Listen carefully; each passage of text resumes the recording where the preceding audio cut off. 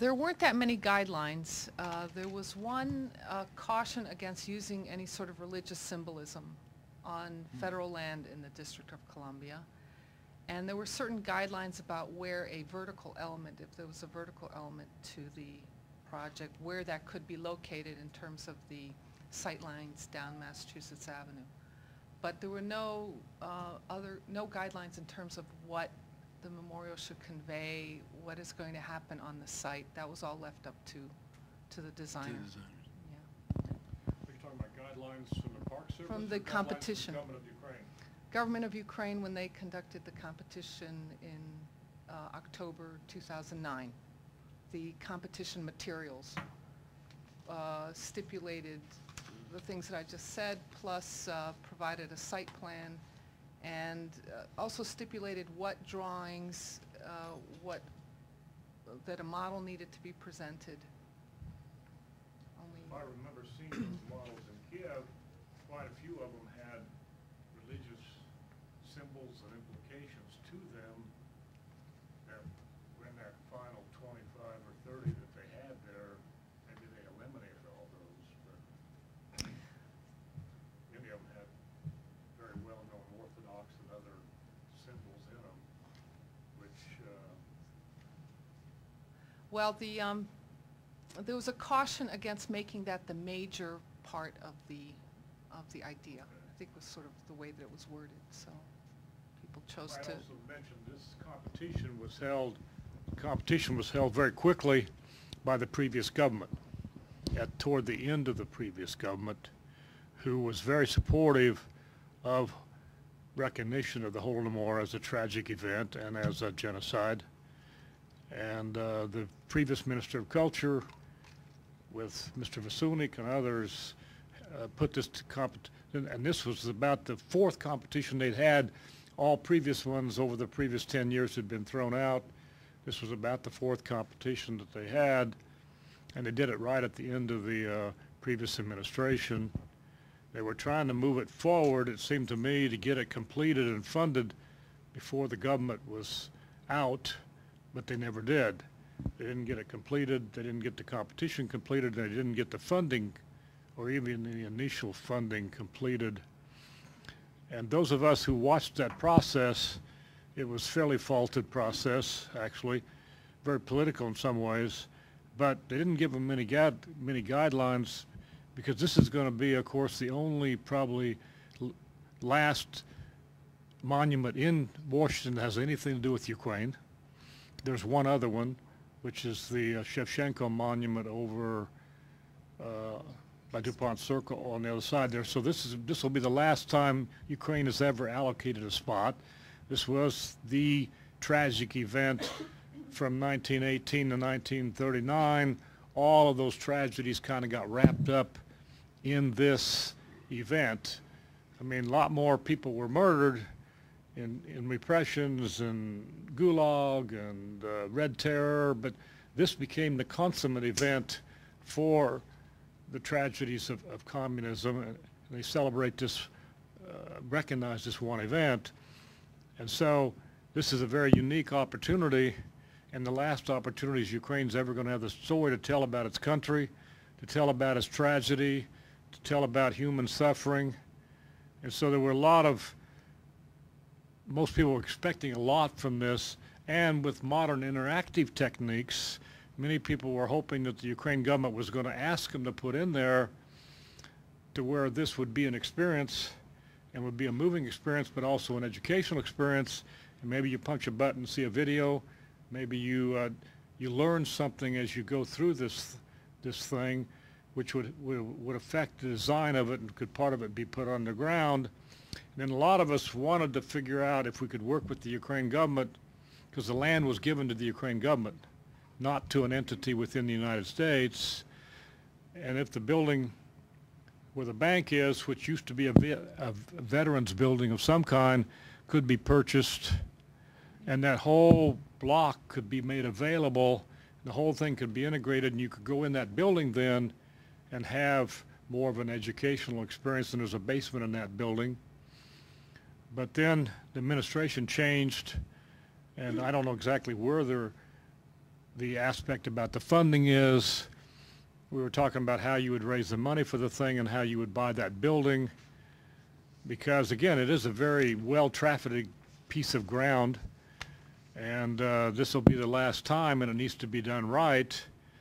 And like you said, there's a whole range of experiences you'd like to have when somebody goes by there, because just a block away there is $1 million sculpture built to commemorate all the victims of communism.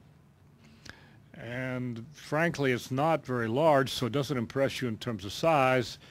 You can drive by there 1,000 times and not even know it's there.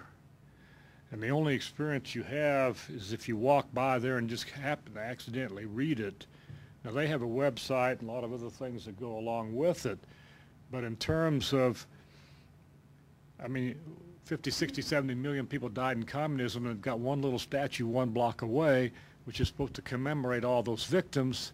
At least, in my opinion, it doesn't do that adequately or any other way. So the expectations for this site are quite high. How the whole thing comes together and gets completed in terms of picking a design, and whether this present government's going to support it or not, or whether the Ukrainian community and others, friends of Ukraine, can do it by themselves. So there's a lot of unanswered issues here besides just the design of the of whatever goes on that site. Well, you've mentioned, if I can come back to the issue of scale or dimension or size, you know, one of the more moving places or commemoratives in Washington is one of the most intimate and smallest. It's the Kennedy gravesite. I don't know if any of you have ever been up to the Kennedy gravesite, but you may know it. It's just there's a flame, and you know I've been arguing. I've written a couple of columns about this, and I said this about the Eisenhower Memorial, which is there is a general assumption in Washington that to build a commemorative, the bigger the better. Just the bigger the, which I think is a completely fallacious notion. And I think I know with the Peace Corps commemorative, and I think this is another opportunity to demonstrate that you don't have to build something huge to commemorate what might be historically something significant or momentous. So I just that's a belief I have, and you know so I think this is a wonderful site in that it's a very visible site. I mean, there's no question. A lot of people will see the site, which again then gets back to what should be the character or the nature of what happens on that site. What should the experience of the site be when you're on the site, when you're 20 feet from the site, when you're 200 feet from the site, or for that matter, when you're walking out of Union Station, and you know what? There are many ways of seeing it. So that ought to be the discussion tonight. It seems to me is what should the program for this site be? What should what should the content of this commemorative, this memorial be? Oliver, can you explain how you think the process is going to continue? I mean, there are designs that were submitted to the Ukraine government. They've picked some. Do you think the Ukraine government, I was told at one time they had a jury. I don't know whether they still have one or not. Are they going to pick the final design totally independent of what anybody else thinks? Or how do you think the process is going to work? Is there going to be any input into this process, or it's just basically all done? I can't speak to what the Ukrainian government is doing because I don't know. But all I can tell you is that the site was visited recently by the foreign minister of Ukraine with Ukrainian Americans who were part of the Holodomor committee, the chairman of it. Comments were made about the fact that there are 2 or 3 designs among the 5 final designs that appear to be more appropriate for the site, and that those designs are being reviewed along with the total 5 submissions, and that those designs are being reviewed for whatever criteria need to be applied by the Park Service, and that all of this information is being considered And my understanding is that the Ukrainian government is moving forward, but I have heard nothing about funding. I've heard nothing about timelines. I've heard nothing about budgets. And the article that I wrote was simply meant to be a progress report for everyone to know, and the fact that there is a deadline involved.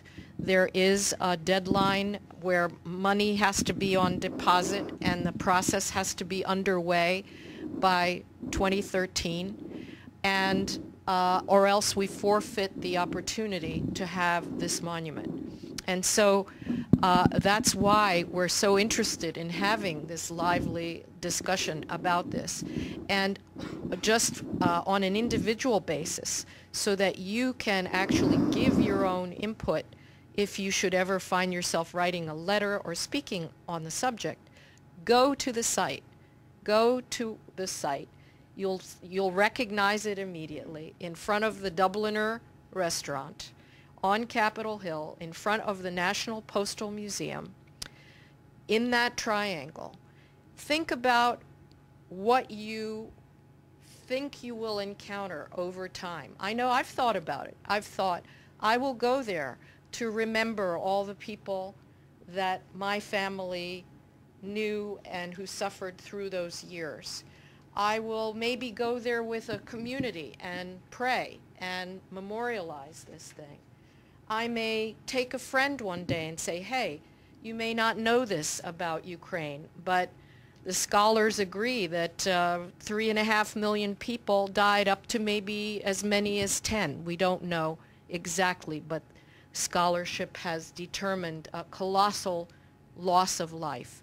And these were people that were part of our family in that sense. They were part of our ancestry. And so what will happen there? I know that prayers will be said, commemorations will happen, individuals will go there, groups will go there. So you go and imagine what you imagine when you're there, and feel it, and maybe comment on it. Really quick, 3 things. Number one is it's my privilege and honor to be here. My great uncle Dmytro Halichin is the one who was in the petitioning Congress in the 60s to put together the monument to Shevchenko. So it's a great honor to be sitting here, a few generations removed. It's my to remember that. And number 2 is there was a period of time when I didn't travel to Ukraine. I was born in Ukraine, and it was maybe about 7 years. And I remember actually going back, and it was a very emotional moment because, I mean, as a Ukrainian, I was looking for where would I go and sort of like kiss that ground, so to speak. But, walking out of Boryspil, it doesn't really like inspire you to be like, oh, here, this is a piece of cement, you go here. But there was this feeling inside me, like I wanted to go somewhere like, and I wasn't going to jump off the plane and be like, and I was walking around Kyiv, and this was Independence Day. The day I arrived. And literally, I mean, and I just sort of, it was somewhere in the back of my mind to do this, and I wasn't going to visit my grandparents' grave right away somewhere in western Ukraine, but the idea of doing it that day when I arrived was there. And so I remember walking by Sofiivsky and Mikhailivsky Sobor, all these cathedrals in Ukraine, and coming upon the place where the victims were recognized in Kyiv, my heart just opened, and I literally knelt, and that was the place where I kissed the ground. And it just was very, the emotion just poured out, and it was one of these moments that I will never forget. It was a 7-year, 8-year partying and then coming back. So I think for each Ukrainian, at least, the soul of the people, the idea is that the memorial conveys something to do with each of us as a spirit of Ukrainian people that was trying to be perhaps, it's extinguished, and it's still there. So coming to a monument in Washington, maybe some of us will go visit our grave sites of our grandparents and so forth. Some of us will never do that. So, when Shevchenko speaks, "Я умру, то поховайте мене на могилі," where that would be, sort of where would I die and where would you bury me? So go back to your home, ground. What is that place? Is that a place where Ukrainians come and gather and feel the spirit of Ukraine? And to me, that would be that. And so just to open, that's something I was thinking about. And number 3, is that actually today is a very special day for me. I completed my 40-day fast, and it's amazing that it's actually on this day that it's happening, and I wanted to dedicate part of it to the famine. And so it's emotional for me, but also the fact that it's remembering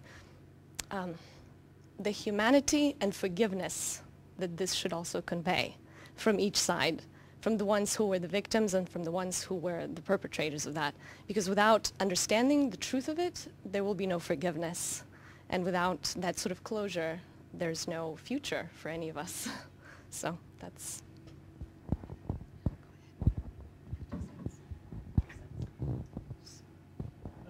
Two comments. One's an FYI for Mr. Rogers is that Mr. Lewis. when the current, and it's something to take off on what Mr. Williams was saying here, is that when the current president came into power back, over a year, almost 2 years, no, a year ago, the following day he took down off the website of the president any mention of the Holodomor. That was totally removed. And then I think it was in April, May of last year, he was coming back, he was coming to the U.S., and it was funny. All of a sudden, it reappeared. And it was up there for his duration that he was in the U.S., and maybe a day or two afterwards, and then disappeared, and it's never been back up again. So, as Mr. Williams was saying, who the heck knows what this administration is going to do? Are they going to fund this? I mean, what's going to happen? So anyways, that's just an FYI that you're probably totally unaware, and I don't know if everybody here is aware of that. But anyways, the other comment I wanted to make was to address your question of the program. I think, annually, one thing that will happen at this commemorative will be to commemorate this event, and usually that happens, I think it's the third Saturday of the month of November that the Ukrainian government declared the commemorative event. So I think at least annually there will be that one time, that one thing that will happen, and then maybe individually people will do, or the community here will do other events. One quite final comment. The debate in Kiev for a long time was a monument or a memorial. Is it all focused on the victims, or is it all focused on the perpetuators, or is there some mix? In Ukraine, the Holodomor activities that I've experienced the last 12 or 13 years, 95% of it all is on the victims. Memorializing the victims, honoring the victims. And over there, of course, because of the conflicts, not very many people said about how this happened, who did it, who was responsible, what kind of a political system was out of control that allowed this to happen. And they had a small memorial, which I like very much, and they built a new one just recently over there. And we tried to get them to say that this memorial should be portray something about the system that allowed this to happen and also the victims. But they ended up building a candle which is only about the victims. And so the debate comes, the major memorials around the world that talk about political systems that are out of control and people get murdered, what's the most powerful ones? Is it just about the victims, or is it part about, and if you look at a lot of the Jewish ones about the Nazis, it's not just about the victims. It's also about the Nazi system that was out of control that caused this thing to happen. So in my opinion, most of the Holodomor activities in all countries forever have been mostly about the victims, not too much about how the thing happened and what got out of control, and we ought to tell both stories. It was, when you do this, you ought to hear both sides of this thing and not just it all be about the victims. Thank you, Morgan. As a commuter, as a walker in this area, I've been commuting for the past 20-some years on this spot.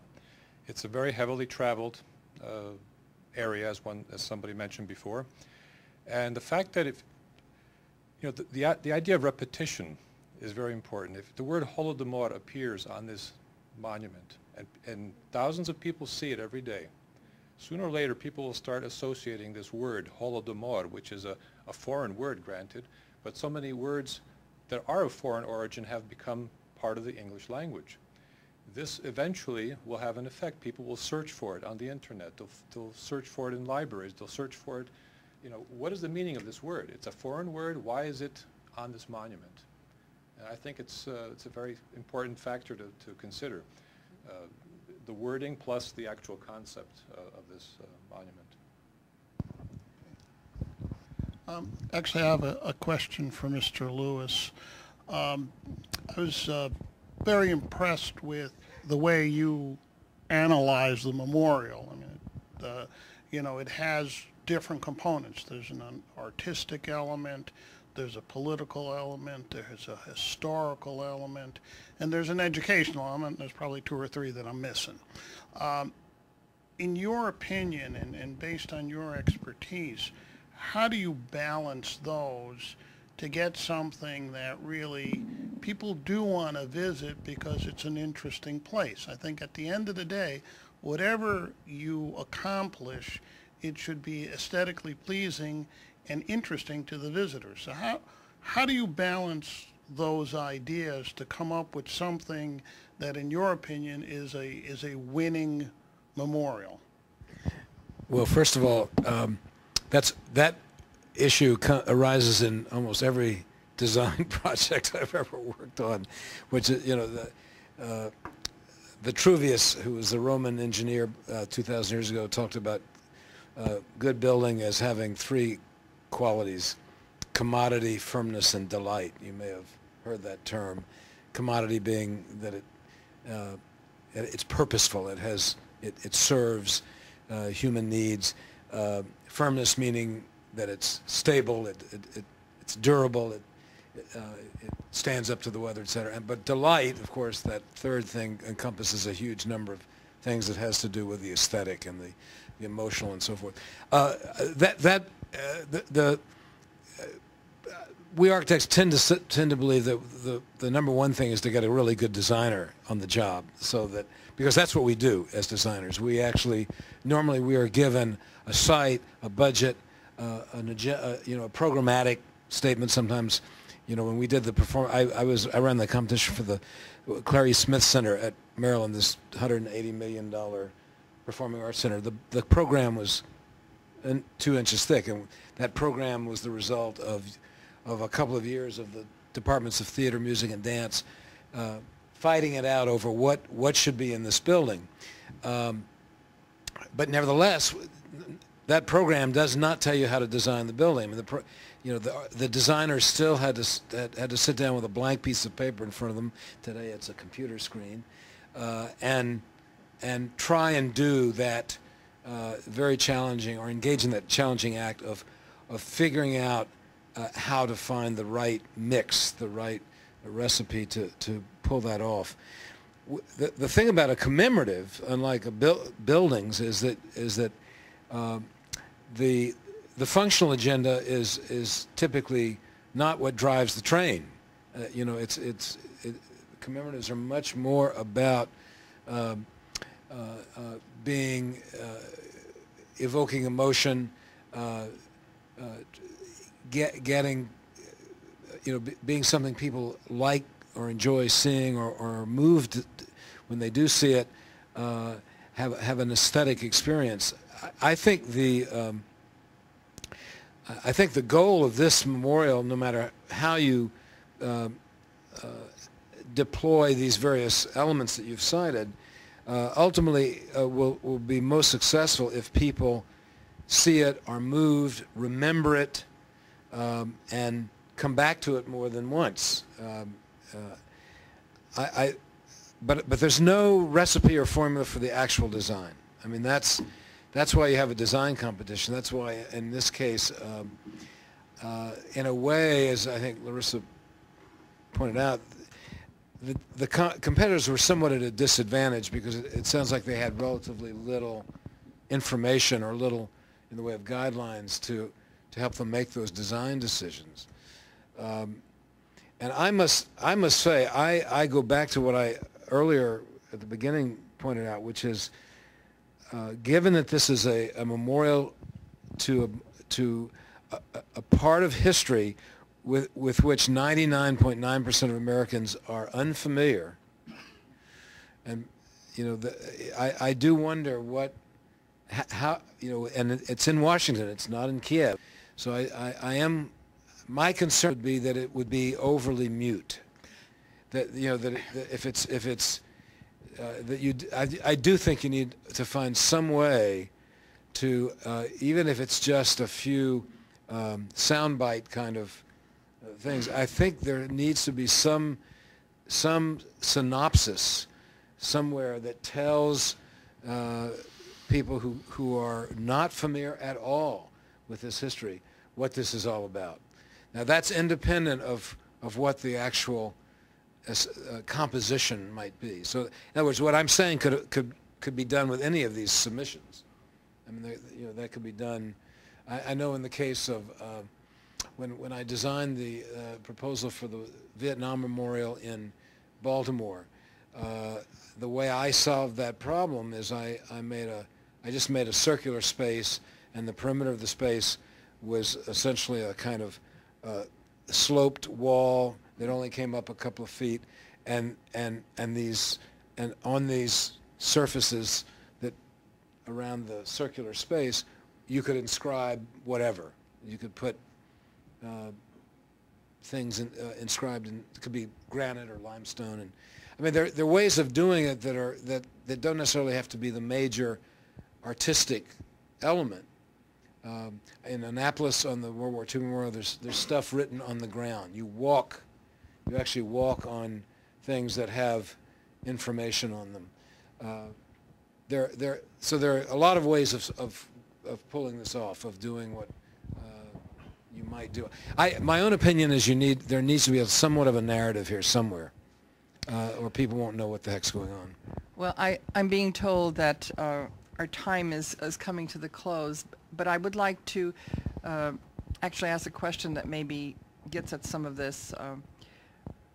There's been some very poignant comments made, and the importance and Morgan's question about, do you just commemorate the victims but also the perpetrators? I mean, that just opens up a whole nother kettle of worms, as we say. It seems hard enough to get the world to acknowledge the victims. But having said that, too, can you go through the 5 designs and make some comments? Because there some of us, granted without any design background, are perhaps suspicious or concerned that the selection that is being made precisely not to shed light or commemorate, that it becomes almost, I don't know who said it, just a piece of art, garden sculpture that could sit anywhere Yeah, and doesn't say anything, so I don't know if that puts you on the spot or not. No. I mean, the obvious. It didn't take me 10 minutes to look at this and realize that Larissa's scheme. I mean, Larissa's here practicing architect in Washington. She was a student at the university that I taught at, so I'm not completely unbiased. But it's very clear that hers is the only one that appears to be a contextual design that has taken into account where this is and what's going on and what might happen there. And it looked to me like the others were objets d'art, art objects that could be put in a garden or on a landscape anywhere, which is not to make a judgment necessarily about the quality of the individual pieces. That's why this is a somewhat asymmetrical set of submissions. That is, you've got Larissa's, which is clearly about it's a holistic design for a place, and not just a piece of artwork that you would set down. So that looking at the individual pieces, I don't.